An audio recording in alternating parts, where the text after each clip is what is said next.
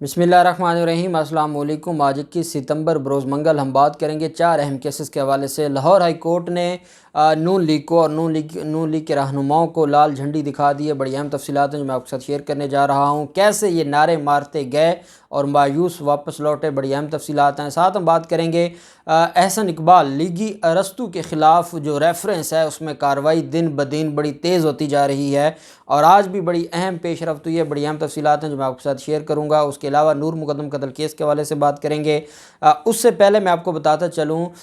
जो अज़ीज़ुर्रहमान मुफ्ती अज़ीज़ुर्रहमान केस है उसमें आज अहम समाअत हुई है और उनकी दरख्वास्त ज़मानत पर आज समाअत हुई है एडिशनल सेशन जज लाहौर की अदालत में। आप जानते हैं कि एक दफ़ा इनकी दरख्वास्त अदम पैरवी खारिज हो चुकी है, फिर मेरिट के ऊपर इनकी ज़मानत की दरख्वास्त खारिज हो चुकी है, चालान सबमिट हो चुका है और चालान सबमिट होने के बाद इन्होंने एडिशनल सेशन जज साहब की अदालत में दरख्वास्त ज़मानत दायर की थी। गिरफ़्तार मुलज़िम मदरसा के तालिब इल्म के साथ बदफेली और ज़्यादती केस में गिरफ़्तार मुलज़िम अज़ीज़ुर्रहमान की दरख्वास्त ज़मानत पर समाअत हुई। मुकदमे का रिकॉर्ड अदालत में पेश ना होने के बायस 25 सितंबर तक जो समाअत है उसको मुलतवी कर दिया गया है। लाहौर सेशन कोर्ट में तालिब इल्म से बदफेली के मुकदमे में जो समाअत हुई है, पुलिस की तरफ से तफ्तीशी अफसर पेश हुए हैं लेकिन वो रिकॉर्ड पेश नहीं कर सके। अदालत ने समाअत 25 सितंबर तक मुलतवी की है। सेशन कोर्ट में दरख्वास्त ज़मानत जो दायर की गई थी उसमें मौक़िफ़ इख्तियार किया गया है कि मासूम और कानून पर अमल दरामद करने वाला शहरी हूँ और जानबूझकर इस केस में फंसाया गया है। यह भी मौक़िफ़ इख्तियार किया गया कि मुद्दई मुकदमा ने मदरसे की सियासत में इस्तेमाल होकर झूठा मुकदमा दर्ज कराया। अब अंदाज़ा लगाएं, मदरसे की सियासत। अब मदरसों में कौन सी सियासत होती है कि एक लड़का आपके ख़िलाफ़, जो आप वहाँ के ना सिर्फ जमीयत उलमा इस्लाम फ़े के सीनियर रहनुमा हैं, और अगर जमीयत उलमा इस्लाम से जुड़ा हुआ कोई मदरसा होगा और आप लाहौर के सदर होंगे और आप इतने बड़े ओहदेदार होंगे तो आपके ख़िलाफ़ कौन सियासत कर सकता है। फिर आप तो मुफ्ती थे, इतना बड़ा ओहदा आपके पास था जिसकी आपने ना शर्म की ना आपको हया आया और आज आप अदालत में खड़े होके इल्ज़ाम ये लगाते हैं। और मैंने आपको बताया था कि इनके वकील ने अदालत में टाइटैनिक मूवी का भी हवाला दिया था कि जैसे वीडियो एडिटिंग जदीद टेक्नोलॉजी से हो रही है, बिल्कुल ऐसे ही अज़ीज़ुर्रहमान के ख़िलाफ़ भी ऐसे ही वीडियो एडिटिंग की गई है और उसके सारे मामले को देखा गया है। साथ उन्होंने कहा कि सोशल मीडिया पर जो वायरल वीडियो है वो झूठी है, ना तारीख़ है ना FIR का वक्त है, इस वजह से ये सारी की सारी जो है वो झूठी है। इस पर अब 25 सितंबर को समाअत होगी और देखते हैं कि 25 सितंबर को अदालत की तरफ से क्या रिस्पांस आता है। और मुझे नहीं लगता कि इनकी दरख्वास्त ज़मानत मंजूर होगी और हम उम्मीद करते हैं कि ये दरख्वास्त ज़मानत खारिज होगी। जब मामला लाहौर हाई कोर्ट जाएगा तो फिर लाहौर हाई कोर्ट ख़ुद इस मामले को देखेगी कि और जो पुलिस की फिर इन्वेस्टिगेशन में कोई गलतियाँ रह गई होंगी वो भी अदालत ठीक कर देगी, क्योंकि वो बड़ी अदालत है और वो इन्वेस्टिगेशन में इंटरफेयर कर सकती है।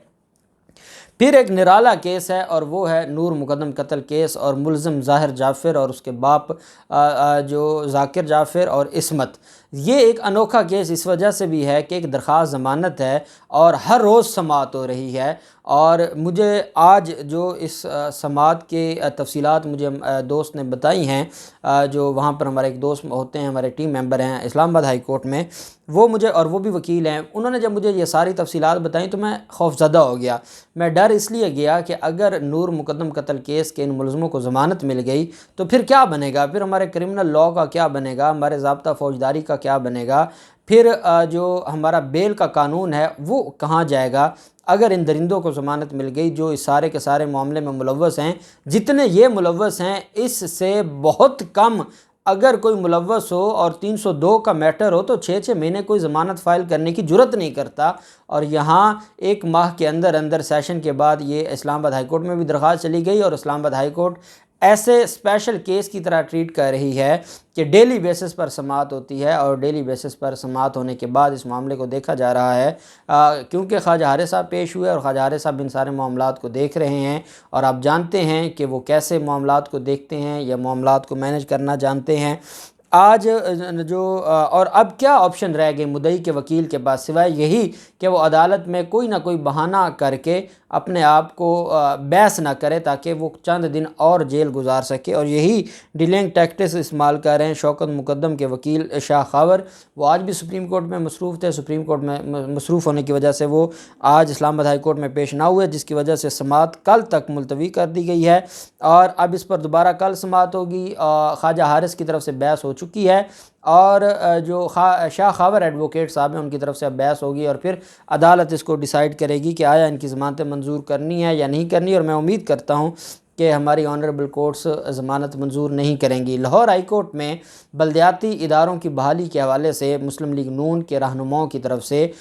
جو ان کے دو اہم رہنما ہیں، ایک فیصل آباد سے اور ایک لاہور سے، اور دونوں جو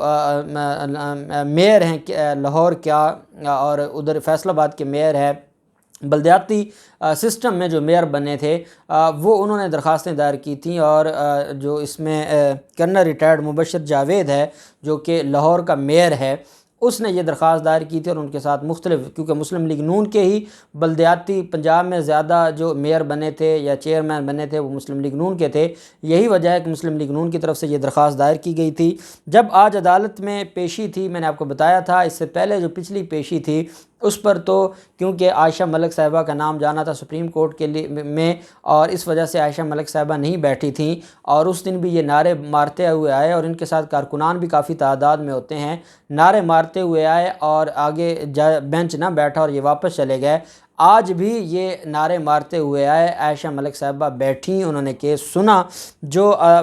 حکومت ہے، حکومت نے جو اب تک ڈیولپمنٹ کی ہے، جو اب تک کام کیا ہے اس معاملے کے اوپر، اس سے آگاہ کیا، عدالت کو بتایا کہ ہم نے اس کے اوپر کمیٹیاں بنائی تھیں، کمیٹیوں کی رپورٹس ہیں، سیکرٹری لوکل گورنمنٹ اور باقی جو ہیں وہ عدالت میں پیش ہوئے، انہوں نے عدالت کو ایک ایک چیز سے آگاہ کیا۔ جو میئر لاہور ہیں وہ بار بار ایک ہی بات کہہ رہے تھے کہ جناب یہ ٹائم نکالنا چاہتے ہیں، یہ سارے معاملے میں ٹائم گین کرنا چاہتے ہیں، پہلے 3-4 ماہ رہ گئے ہیں، اور ہم یہ سمجھتے ہیں کہ 3-4 ماہ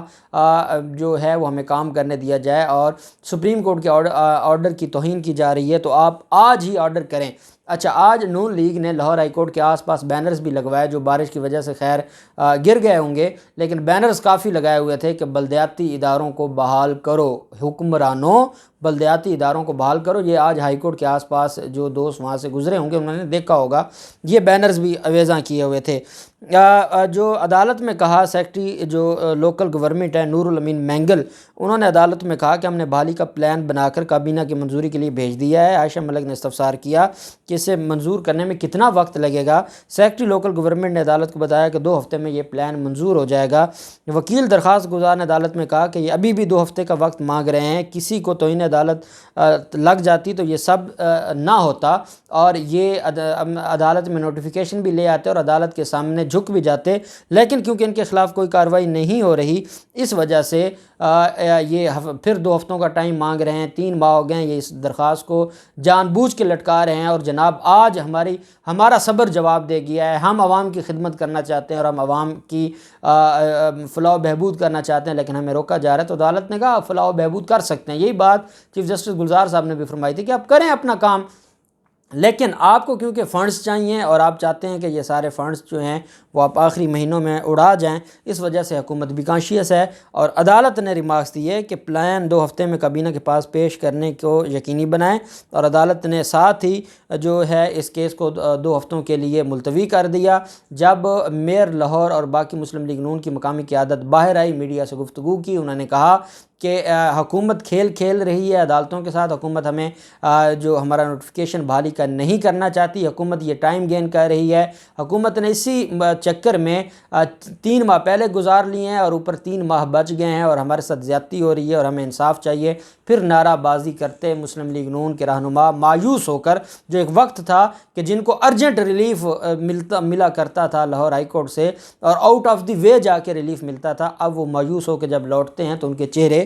دیکھنے والے ہوتے ہیں۔ دوسری طرف احسن اقبال لیگی ارسطو، میں نے آپ کو بتایا تھا لیگی ارسطو کے خلاف وعدہ معاف گواہ جو شریک ملزم ہے وہ بھی عدالت میں پیش ہو چکا ہے، اور اس کی درخواست بھی منظور ہو گئی ہے اکمپلس بننے کی، اپروور بننے کی، اور دوسری طرف جو احسن اقبال ہے اس کے خلاف کیس بڑی تیزی سے آگے جا رہا ہے۔ آج بھی اہم گواہ جو نیب کا تھا اس پر آج جرح کی ہے۔ جو وکیل ہیں احسن اقبال کے، احسن اقبال عدالت میں پیش ہوئے، احتساب عدالت اسلام آباد میں اس کیس کی سماعت ہوئی۔ جج محمد اعظم خان صاحب ہیں۔ میں نے آپ کو بتایا تھا کہ جو اسلام آباد کی عدالتیں ہیں وہ بڑی تیزی سے کیسز کو لے کے جا رہے ہیں، اور شکر الحمدللہ کہ یہ نہیں ٹرانسفر ہوئے تھے، اور جس کی وجہ سے شاید خاقان عباسی کے خلاف کیسز ہوں، آصف زرداری کے خلاف کیسز ہوں، یا باقی جو مافیاز ہیں ان کے خلاف کیسز ہوں۔ اب احسن اقبال کے خلاف آج جو گواہ پیش ہوئے ہیں اظہار احمد، ان کا بیان مکمل ہوا ہے، اور بیان مکمل ہونے کے بعد اس پر جرح بھی مکمل ہوئی ہے۔ اور عدالت میں جب بیان ہو رہا تھا تو احسن اقبال کا جو چہرہ ہے وہ اس نے مختلف رنگ بدلے ہیں، اور آپ جانتے ہیں کہ جب احسن اقبال